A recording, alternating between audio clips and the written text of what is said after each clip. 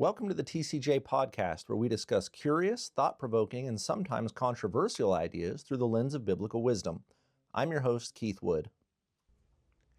Today our guest is Dr. John Lucy. He is the library director here at Trinity, and we're going to be having a conversation about banned books. So Dr. Lucy, thank you so much for being here. Thank you for having me. Dr. Lucy, you have got a great background. You have a master's in library science from Florida State University, as well as a doctor of education and educational leadership from the University of North Florida. So I felt like you were the perfect person to bring in here with your background to have this conversation. So just to get the ball rolling and kind of clarify what it is that we're talking about, I think we hear the word banned book, or the phrase banned book frequently in a variety of different contexts. But could you maybe explain what a banned book is and what it entails to say that a book is banned? So from what exactly is a book banned, if it's banned, what does that mean? Typically, a banned book is a book that's been prohibited from being published, distributed, sold, or taught in a specific place, such as a school, library, or country, due to its content, specifically the content. And the content is the area where everybody has varying opinions. This ban is typically the result of objections from individuals, groups, or institutions who find certain material in the book objectionable, offensive, or inappropriate. So those last three words, objectionable, offensive, or inappropriate, are where all the debate lies. So in a school library, who do you think the person is usually who registers the first complaint about a book to find it objectionable? Well, if we're talking about schools in terms of like elementary schools or something, We'll I would there. definitely think it's going to be the parents. Okay. Any other groups might have any objection? I mean, maybe some of the teachers. How about the public library? I would think, I have no idea who's going to be raising. Well, it varies. It varies. Yeah. It's changed over the years. I've been in the field for quite a while. Typically, it's generally, librarians in general view things differently than the average person. Librarians subscribe to the idea that everybody should be able to read everything all the time. There are two different, not legislative pieces, but things that actually pertain to this. One is the Freedom of Information Act, which is actually, I think they call it FOIA, which is legislation.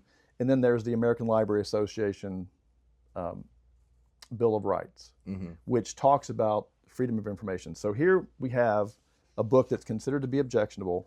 Here are some of the typical reasons for banning. Profanity or vulgar language. Sexual content or LGBTQ themes.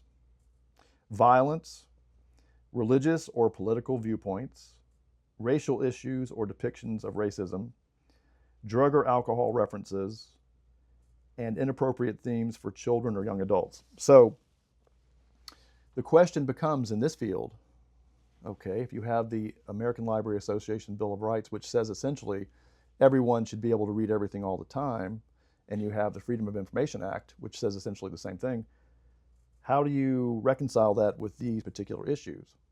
Because literature as a whole is always going to have those types of themes. So in your opinion, how do you reconcile those two issues?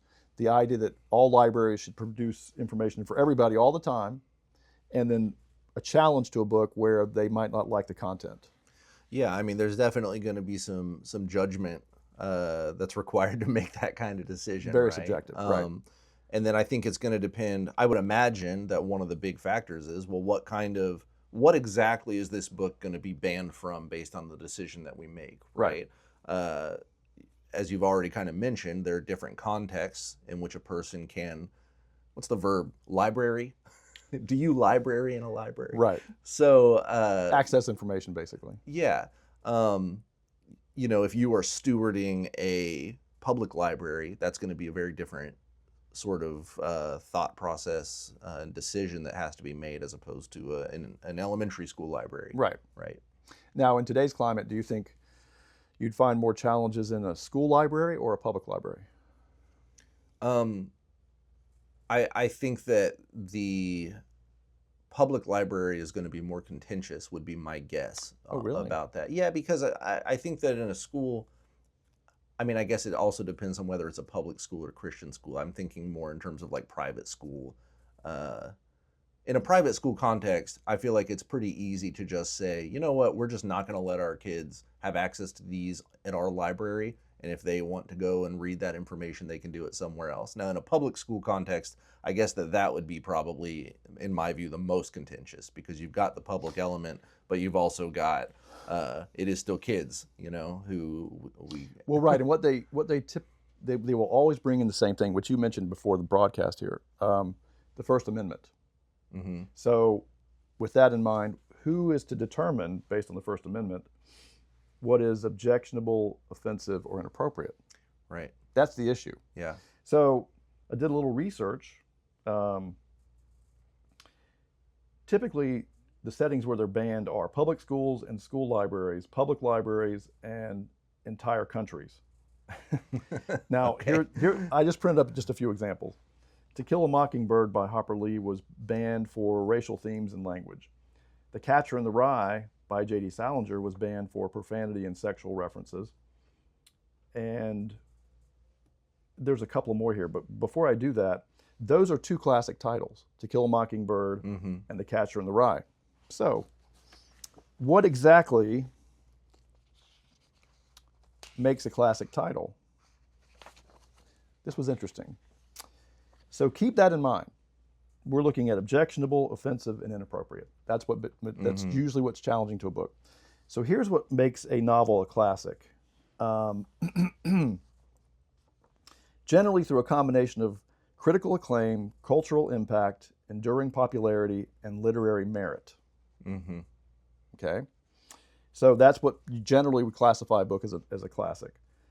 So literary quality is pretty straightforward. Enduring relevance. Now let's dive into that for a moment. A classic speaks to universal human experiences such as love, conflict, identity, justice, or freedom. Now, don't you think in a discussion like that, you might occasionally run across things that are objectionable, offensive, or inappropriate? Right. There's this element of kind of going against the grain Right. of a classic where it's done something, it's kind of pushed the boundaries a little bit. Correct. And that's why it's become a classic. But at the same time, what makes it a classic, the very thing that makes it a classic, sometimes is what they're actually objecting to and wanting to censor. So how do you reconcile that? One of the other aspects of making a novel a classic is cultural or historical significance. Now, if you look at the classics, which classics do you think are the ones that are banned the most? Because I actually looked into this. Oh, okay. I mean, the one that immediately comes to mind for me is The Adventures of Huckleberry Finn. Correct. And why do you think it's been banned? Well, because of the racial slurs that it contains. Correct. And if you look at what makes a book classic, enduring relevance. Mm-hmm. So isn't that sort of a time capsule? Isn't Huck Finn sort of a time capsule about a time when we would like to sort of move away from, but it does have enduring relevance as a sort of a marker as where we don't want to return to. Wouldn't you agree? Absolutely. That's someplace we don't want to go back to when somebody's considered less of a person. Yeah. By those, but here we have in our list of what makes a book a classic, objectionable and offensive. So here you have something that's actually objectionable and offensive, but it's considered to be a classic. So to me, the two don't really correlate. Now, you asked the question at the beginning. You said, who actually bans the book? Mm-hmm. Let's have a look. The final decision to ban a book in public schools, usually a school board. Okay? So in your mind, is a school board qualified to ban a book? I mean, that's a really tricky question. I know. The issue is very deep. It seems like it's a very simple issue because every year libraries will celebrate what's called Banned Book Week, and they'll pull out all the banned books and have a look at them and say, okay, well, this is banned for this reason, that. But it's not. It's a very deep issue. So in the library, in public schools, you have a school board. Here's the process, and you tell me whether you agree with this process. A parent, teacher, or community member files a complaint or a challenge. A material reviews committee takes a look at the material, and the committee makes a recommendation to the school board, and the school board votes to keep or restrict the book or remove it from the collection. Mm-hmm. So what do you think of that process? I mean, I'm a little bit torn on it, to be honest with you. I mean, on one hand, I think the people who are involved in that process, many of them are going to know the people in the school that they're dealing with, and I think that that's an important part of it. Like, They would. Who are the people that we're making this content available to? I think that's important. On the other hand, though, are these people who are necessarily going to be versed in the ideas of free communication, free speech, and there are ethical concerns associated with banning these things, and also there are educational concerns about, what if we take away this book that has been so influential historically, right? So there's a lot of expertise that I think could weigh in on this that those people aren't necessarily going to have. Well, let me read the list of books that are typically banned, and you tell me how many of these, if any, of you've read. Mm-hmm. Okay. To Kill a Mockingbird, Catcher in the Rye, Of Mice and Men, 1984, Brave New World, Fahrenheit 451, The Adventures of Huckleberry Finn, as you mentioned, Slaughterhouse-Five by Kurt Vonnegut, Lord of the Flies, Beloved by Toni Morrison, Their Eyes Were Watching God by Zora Neale Hurston, The Color Purple, and Catch-22. Have you read any of those? Yeah, it's actually funny that we're having this conversation through no planning or conniving on my part. I actually finished The Adventures of Huckleberry Finn last night before bed, so that one in particular is fresh. Now let me take a look. We'll look at these individually. Okay, so To Kill a Mockingbird was specifically racial slurs, and again, depiction of racism. Catcher in the Rye by Salinger, profanity and sexual references. Of Mice and Men, use of racial slurs. 1984, now this is interesting. 84 was banned because of political themes and perceived communist undertones. Huh, that's very interesting. Very interesting. Brave New World by Aldous Huxley was drug use and anti-religion themes. And my favorite, Fahrenheit 451, offensive language, portrayal of censorship, and anti-authority messages. Now let's just take a moment for Fahrenheit 451 because I wanted to know personally why it was. If you're not familiar with the story, it's essentially a story about a future world where everyone essentially is interested in a gigantic screen on their wall and all these flashing colors, and not a lot of critical thought is going on. And all the future world? No, I'm just kidding. Well, that's exactly the irony. Right. And so the idea is all of the great critical thinkers are now housed in a camp outside of the major cities. They're kind of banned to the outer. And when you call a fireman to your house, he actually comes and burns your books. Now that's interesting to me. So I did a little research and I found out that it was banned, profanity obviously, they objected to the curse words, religious themes. Some groups claim the book was anti-Christian or anti-religious because it critiques blind conformity and includes Bible burning scenes. Now isn't that interesting? Yeah. It's very interesting. It also, anti-authority messages, themes of rebellion against government, contains scenes involving substance use, and these are notable incidences when it was actually banned. It was actually banned in 1987 here in Florida, in 1992, and it's ongoing. So here's the irony of its banning. Bradbury himself stated that the book was not just about government censorship, but also about the dangers of society that stops reading, thinking critically, or valuing books. And it was a book that was banned. So it's more than a little bit ironic to me. What's ironic to me about all of this, the way to put all this together is, what makes a book a classic has some of the themes that are generally objected to by people who find the book offensive. Yeah, absolutely. So how do we reconcile that? And often it seems like the people who are banning the book have just missed the point of the book. Right. Well, you mentioned before the broadcast, you mentioned the First Amendment. So how do we square the First Amendment with, let me just add one other thing that I find very interesting. The American Library Association created what they call the Bill of Rights. Okay? Mm-hmm. In case you're not aware of the American Library Association. They, not many people are. So it only has 5 tenets, 5 basic tenets. Access to information. Libraries should provide materials representing all points of view on current and historical issues. Hmm. Now, what point of view did your reading of Huck Finn present? What point of view was that? Was that a historical or current?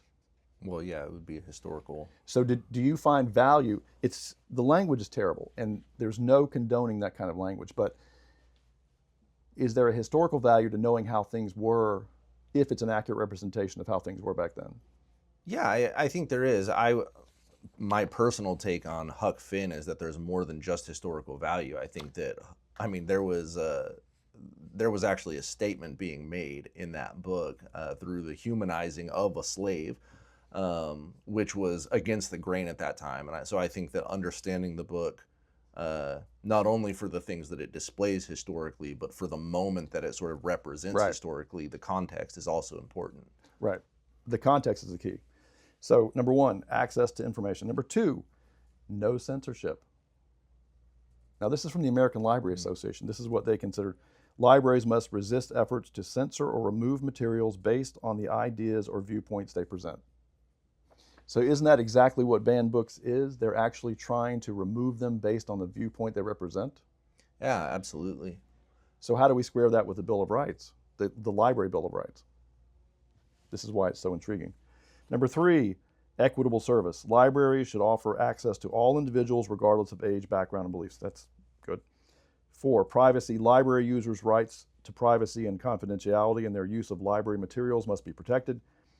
And 5, freedom to read. Supports individuals' freedom to seek and receive information without restriction. So how do we square that with banned books? If we take the Bill of Rights seriously, the ALA Bill of Rights, which I do we start adding in different parameters like, well, that's true, but not at a Christian organization? Well, I think that something that's interesting to me about that is that there is kind of an inherent tension in some of those things. So, for example, you know, in the they say that they're going to resist efforts to promote censorship and banning books and things like that.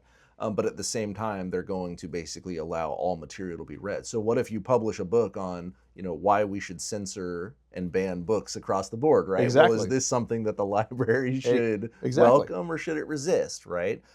So in the First Amendment, for example, which is, of course, what is our right about free speech, part of that, the courts have ruled, is specifically about one's ability to ban books, and that the ability to burn books. The ability to burn books is actually constitutionally protected free speech.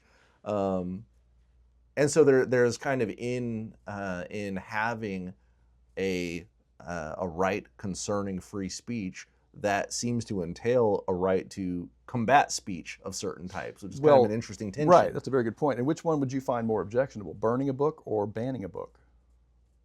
I mean, I don't know. I mean, well, librarians are all about freedom of information for everyone. Mm-hmm. So I understand all of this. I understand all the reasons why they're banned. And you have to sit back and think, what is your overarching theme regarding literature? Is your overarching theme that we should expose everyone to the classic literature regardless of the content so that they'll have a more broadened view?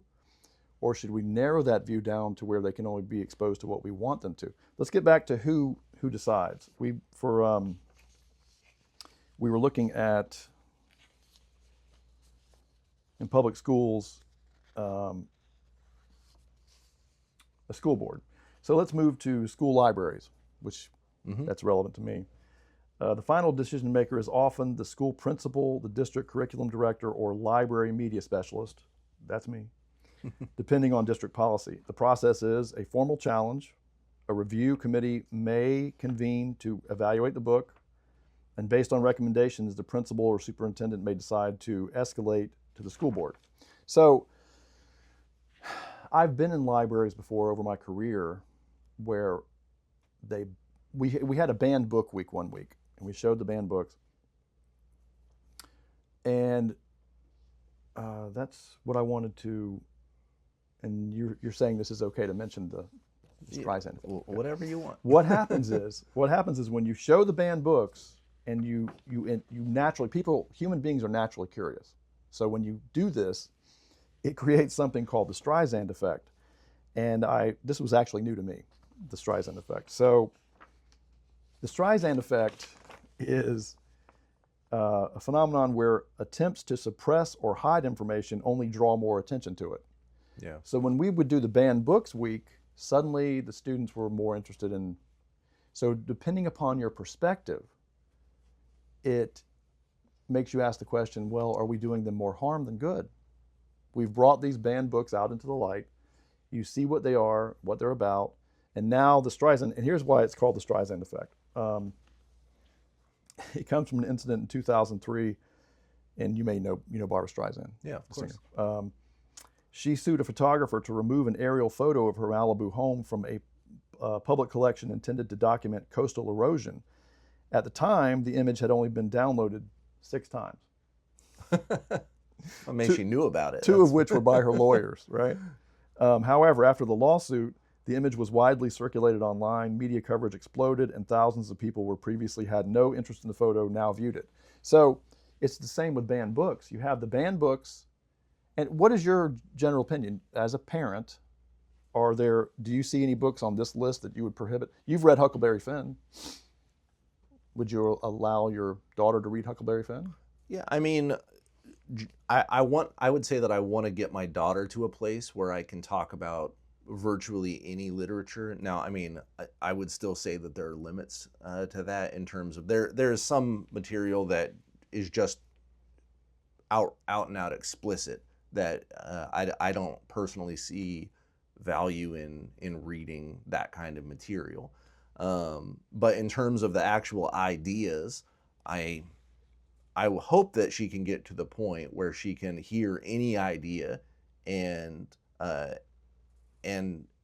filter it through her Christian worldview, right? And understand, like, okay, this is not good material. But of course, I'm not going to subject my daughter's not even 1 yet, but but when she's like 3 or 4 or 5, I'm not going to just hit her with all the crazy literature that's out there, all the complex and difficult things. Like, I think that as a parent, my job is definitely to safeguard my child's upbringing, their intellectual upbringing, to some extent at least. So what you're really describing is her critical thinking. You want to get her to a place where she develops enough critical thinking to be able to discern the value of a particular piece of literature. Absolutely. What I found interesting about Fahrenheit 451 was, and this is just my personal opinion, Bradbury wrote it years ago, and it's interesting because it seems like it was showing that the people who were interested in critical thought were being pushed aside for this constant stream of entertainment. Now, have you ever read the book? I haven't. I won't reveal the ending to you, Okay. but the ending is intriguing too, because in the end, critical thinking it's triumphs. So for me, that book had a really great overarching story. I just read it. I think I read it my first year here. It was my summer book, and I couldn't believe how much it mirrored current culture. So is there a value in and I don't mean books where you write a book like you just said, we need to write a book about banning books. I mean, are there any titles that you've read that sort of gave you kind of an idea that this is really mirroring where we are as a culture right now? You ever seen anything like that? Because Fahrenheit 451 for me is absolutely like that. And so then you have to look at the ideas as to why they were banned. Now, you personally, and I'm asking you as a parent and an educator, if you're reading a book and you have bad language, do you find that to be objectionable? Um, Personally, I don't. I mean, it doesn't Right. really bother me. No. Right. Do you think the average person finds it objectionable if it's part of the narrative of the story? I mean, I'm a philosophy guy. I have Precise. That's why I'm asking the too question. many Right. nuances That's exactly to my why I'm asking the responses and all these That's right. things. That's I right. would say it depends on the culture that you're in the cultural context. I think that, if you were to go back to the 1970s, that people in America were typically more sensitive to that sort of thing than they would be today. That's kind of my opinion. You think they were more sensitive back then? Towards certain types of language. Again, it would depend on the context, but Maybe true. Let's go back to who decides. So, again, how do you, if you try to combat the Streisand effect, how can you do that? We are all naturally curious people. If you see this book and it says you should never read this book, what is the first thing you want to do? Yeah, forbidden knowledge You is want to read definitely that book, something right? that's desirable. So, do we need to combat the Streisand effect? Do we just simply ban the books and put them away forever and never bring them out again? Because over the years that I was working at that particular library, every year that we did the banned book week and we put the display up, circulation for those titles increased, and most of the students came back and said, I really enjoyed that book. Mm-hmm. So, okay, so let's get back to who decides. So for public schools, it's generally a school board. In school libraries, it's generally, it might come down to me, but it's usually the building principal, whoever's the principal. How about public libraries? So here's the public library where we pay taxes. Oh, I'm sorry. We pay taxes, and we use the public library services. So here's the basic, okay. The library board of trustees or library director, sometimes in consultation with the public review committee. A patron submits a formal request. Materials review committee assesses the challenge, and the library board or director decides whether to retain, restrict, or remove it. So in your view, in a public library, the board of trustees, should that person have a say in whether a book is banned? The library director maybe, but what about simple things like this? You know what circulation is in a library? Circulation is when a book checks in and out. Mm-hmm. Should we look at the circulation statistics for the individual title in question? Should that be a bearing of how many people are reading it? In terms of whether it becomes banned or not? Yeah. Should that be a consideration? It's an interesting question. Oh, there's lots of them. We're just hitting the tip of the iceberg for this. I'm just trying to condense this down into kind of demonstrate some of the complexities involved. The complexities of what's going on. So should the board of trustees? I mean, you're familiar with what a board of trustee is. So if, say, the person wanted to ban, the classic one that's always banned is either To Kill a Mockingbird or Catcher in the Rye. So you have the board of trustees sitting there, and they're passing around a copy of To Kill a Mockingbird. Are they qualified to make that decision? I mean, that's difficult to say without knowing the person's background. But what you're highlighting here is that, who is the right kind of person to... Precisely. What kind of authority is even required to make a decision on what is acceptable and not acceptable? And more importantly, who imbues them with that authority to make that final decision? Right. Or are they imbued, or they just assume that they are? Yeah, that's a really important question. Yes, it is. State or national level, this is interesting. At the state or national level, in some cases, especially in authoritarian countries, books are banned by government ministries, censorship boards, courts, or lawmakers. Now, why in the world, in your opinion, would a government be involved in banning a book? I mean, as soon as I hear about governments banning books, it immediately sounds like government overreach, and maybe that's just my American upbringing, No. but it definitely sounds like, okay, this is somebody who is not willing to allow opposing views challenge the way that they're running things, right? So it's I want to stay in control, and so I'm going to make sure that happens by not allowing voices of opposition. Correct. And what I've tried to sort of juxtapose here today is the idea that the way the book is actually considered to be a classic, the themes, the things in the book that make it a classic, many times they overlap with what people find objectionable to ban the book. And it's a very interesting, to be honest, people sometimes think that librarians read magazines and drink coffee, and that's pretty much what they. But it's not. This is the issue that because if you ask an average librarian, and again, it's like you said very astutely, I would filter my opinions through a Christian worldview, to be sure, when I looked at the content of a particular book. But how do we explain when we have a banned book week and the students check them out more rather than less? Does that mean that the ban was pointless to start with? You know? And Yeah. is there some sort of litmus test where banned books, this one should be banned and this one shouldn't? I've seen books that are highly offensive that circulate, not here at this institution, but at other institutions, that they circulated all the time, and the banned book was fairly tame. So who decides? Mm-hmm.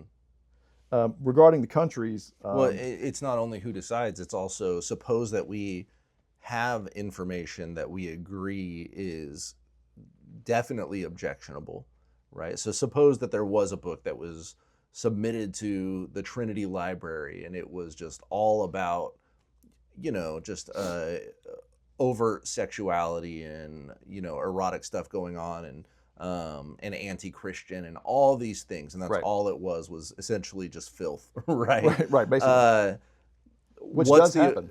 Which can happen. Yeah. And what's the appropriate response when you keep in mind something like the Streisand effect, right? I think one question that comes up for me as I'm listening to this is there a difference between banning a book and saying, well, we're just not going to have that book here? Well, you tell me. I mean, it seems like there has to be a difference, right? Because as a librarian, we're not going to have that book here. Is that censorship? So it seems like there has to be a distinction, because as a librarian, you're going to make decisions about the collection that you're trying to facilitate and Correct. say, this book just doesn't have the right kind of sources. It's not sufficiently influential in its field or something like that. Right. Right.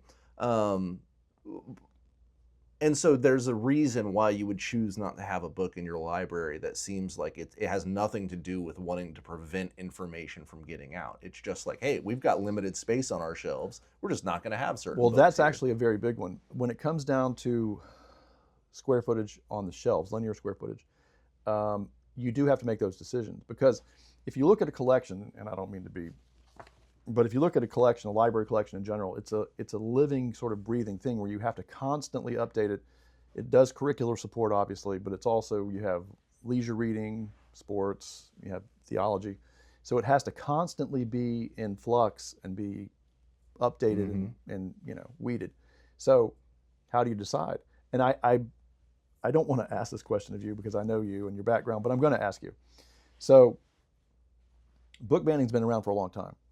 So do you think that the general idea of a universal ethic that may have existed maybe 40 or 50 years ago, do you think that exists today, or do you think it's more of relative ethic, and how would that impact? Yeah, I mean, there's no doubt about the fact that in American culture, the general worldview consensus has become much more fragmented over the past few decades, for sure, in terms of what people believe are right and wrong and the foundations that they operate from. Well, I've heard on more than one occasion that we live in a what's called a me first society, which it impacts us whether you believe it or not, because you're not going to tell me what I can read and what I can't read, regardless of what the content, and you're not going to tell my kid what they can or can't read, regardless of the content.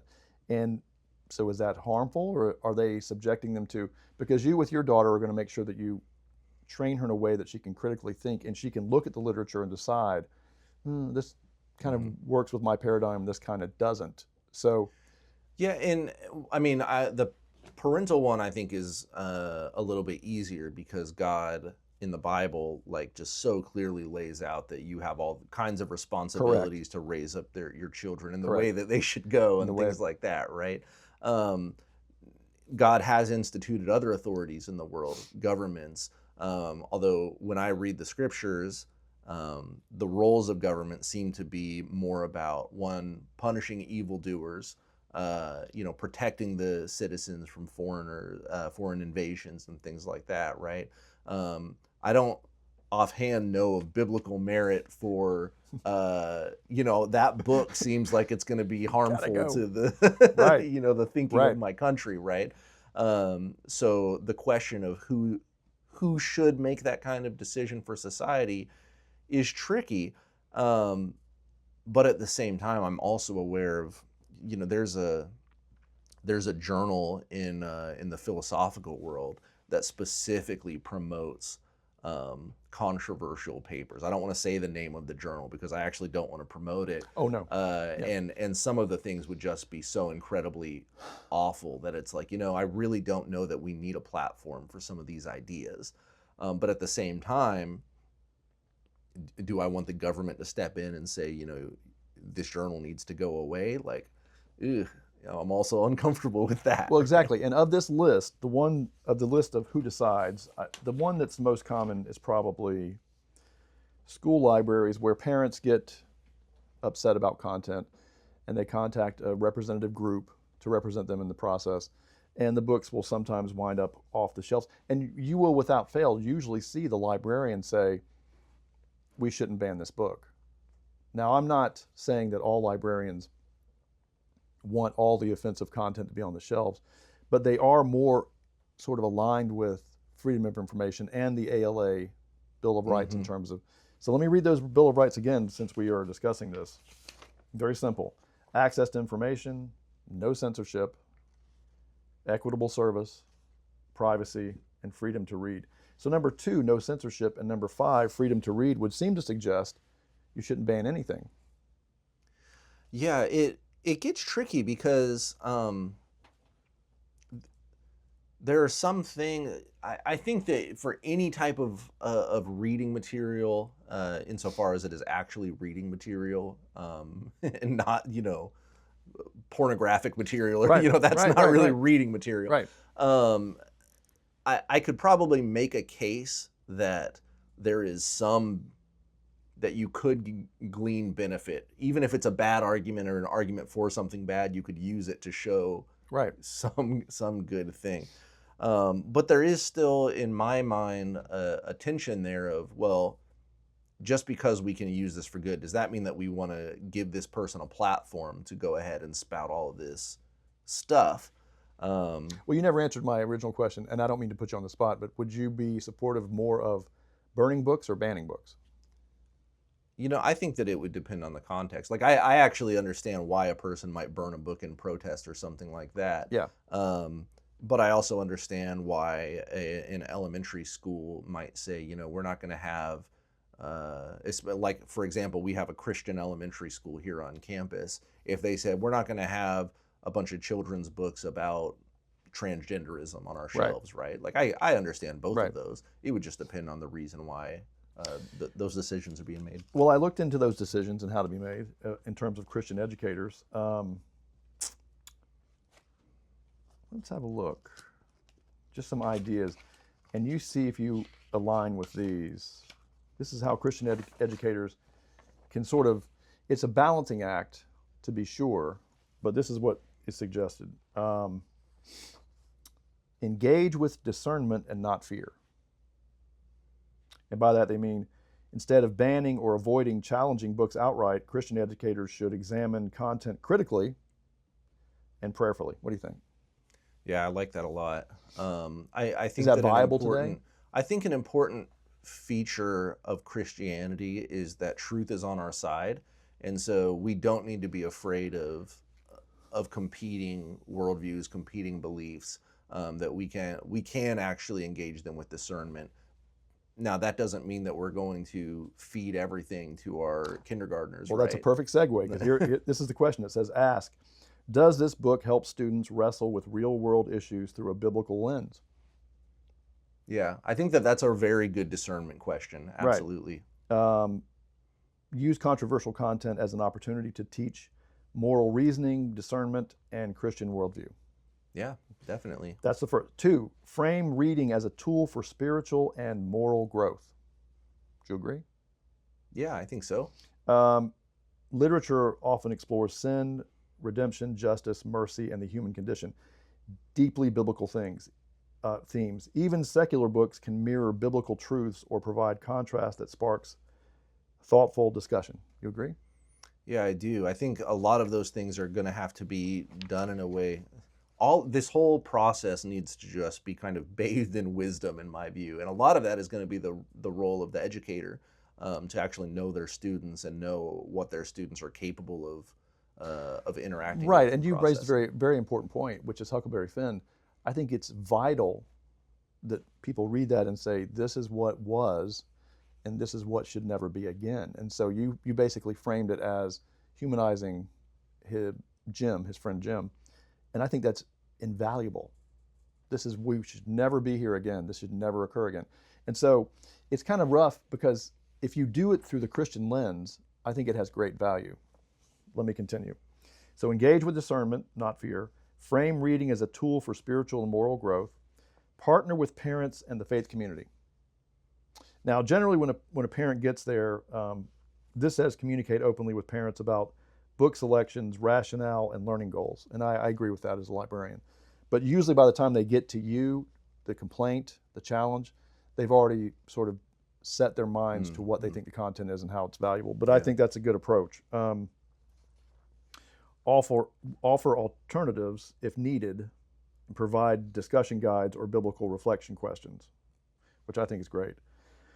Number 4, teach students how to think, not just what to think. And that's what you alluded to at the beginning of the conversation with your daughter. You would teach her how to critically think about the content that you're actually allowing or she's deciding to read. And I think that's vital. They say Christian education should prepare students to engage the world wisely, encourage dialogue over dogma. You like that? Yeah, absolutely. I know you like that. Equip students to evaluate literature through scripture and Christ-centered ethics, which I think is invaluable. Number 5, use literature to develop empathy and compassion. So what kind of empathy would you develop if you just, since we're using Huck Finn, since you read it, what kind of empathy would you develop, you think, by just reading that one classic novel? I mean, it definitely exposes you to the plight of different people, right? Different backgrounds, Yep. and it is going to force you to get outside of your head a little bit. Yeah, Your fellow man. I could say a lot about that. Right. Yeah. Me, the theme for me is treat your fellow man with respect and dignity Yeah. and kindness. And so there's value in that as well. And that's just one novel. Yeah.